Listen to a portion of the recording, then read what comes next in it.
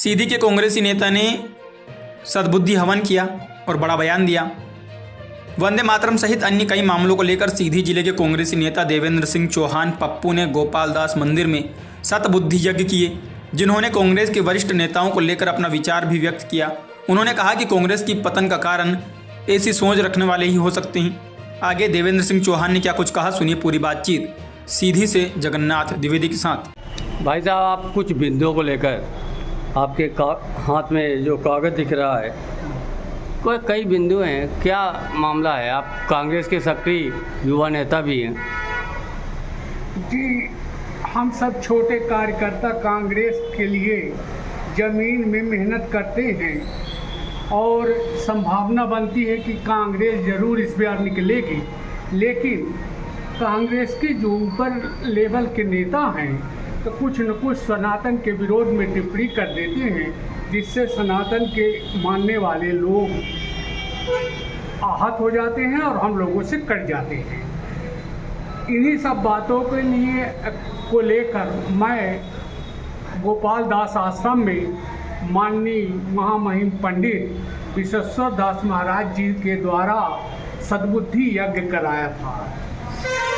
उसमें बिंदु था कि जेनू पढ़ने के लिए है कि भारत तेरे टुकड़े होंगे, इंसा अल्लाह के लिए है।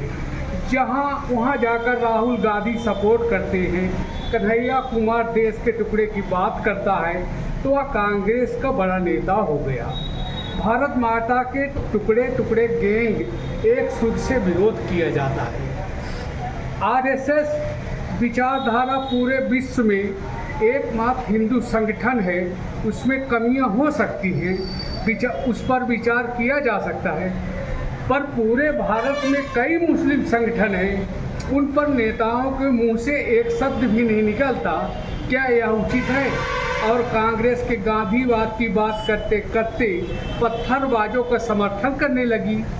अभी दिल्ली में आंदोलन हो रहा था, किसान आंदोलन से, ट्रैक्टर से पुलिस वालों एवं निर्दोष लोगों को कुचलने से क्या किसानों का भला होगा? अभी हाल में आंदोलन किया गया वह देश के टुकड़े टुकड़े गैंग इंशाअल्लाह के नारे लगाना, देश विरोधी ताकतों को मजबूत करना क्या उचित है? हम लोग छोटे कार्यकर्ता हैं, लेकिन इन सब बातों से देश में विभाजनकारी शक्तियों का वर्चस्व बढ़ जाएगा। तीसरा हमारा है, आप कांग्रेस से जुड़े हैं, कांग्रेस के खिलाफ ही बोल रहे हैं, क्या वजह है? कांग्रेस के खिलाफ नहीं, जो हम लोगों को ज़मीन में समस्याएं आ रही हैं, जिससे हम लोग चुनाव नहीं निकल पा रहे हैं हम।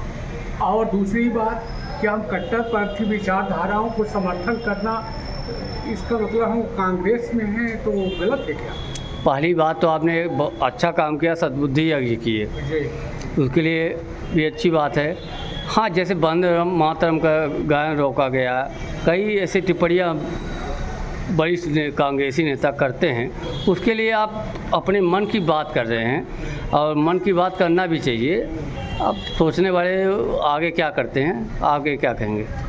जी, जैसे सभी लोग चुनाव के दरमियान और कई विषयों को लेकर संविधान की किताब लेके लोग घूमने लगे, जैसे चंद्रशेखर रावण जी, अपने आदरणीय राष्ट्रीय नेता राहुल गांधी जी, तो लगा कि कहीं न कहीं संविधान खतरे में है। लेकिन जब वंदे मातरम की बात आई तो वैसी जी बोल रहे हैं कि मैं संविधान की बात को नहीं मानूंगा, मैं अल्लाह की बात मानूंगा। तो ये भावना तो गलत है।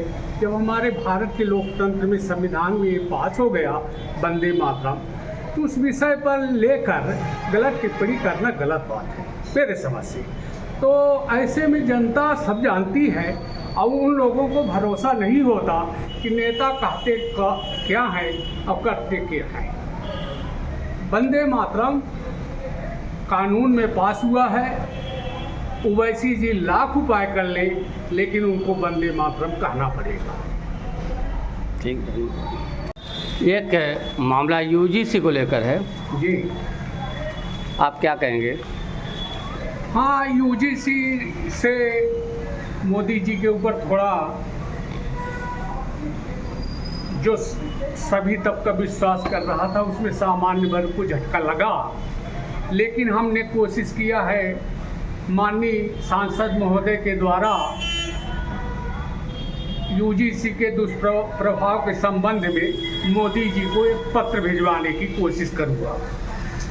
उसमें मैं लिखा है कि कॉलेज में पढ़ने वाले बच्चे किसी जाति धर्म के हों, उनमें छोटी छोटी बातें हो जाया करती हैं सामान्य तौर पे, और ऐसे में जो राजनीतिक लोग हैं तो उसका राजनेता लोग हैं तो राजनीतिक रोटियां सेकेंगे, जिससे बच्चे की ज़िंदगी तबाह हो सकती है, चाहे वो किसी भी वर्ग का हो। इसलिए मोदी जी से मैं निवेदन करना चाहूँगा कि आपको हम लोग समझाने लायक नहीं हैं, आप बहुत संघर्ष करके ऊपर तक पहुँचे हैं, तो इसमें विचार किया जाए और कॉलेजों में या संस्था बनाई जाए, समझाइश केंद्र बनाया जाए कि लोग उटपटांग बातें ना करें। लेकिन कानून यदि यूजीसी के माध्यम से थोपा जाएगा तो अच्छे विद्यार्थियों की भी ज़िंदगी तबाह हो सकती है। इसमें विचार करने के लिए मैं राजेश मिश्रा जी के माध्यम से मोदी जी को पत्र भिजवाऊँ। आप देवेंद्र सिंह चौहान जी हैं पप्पू, अभी महत्वपूर्ण बिंदुओं को लेकर आपने कई बात रखी है, और यूजीसी कांग्रेस को लेकर भी और यूजीसी को लेकर भी क्या लगता है कि यह सुधार नहीं होगा, कांग्रेस यथावत स्थिति में रहेगी? अब ये तो राजनीतिक पंडित लोग बताएंगे ठीक कि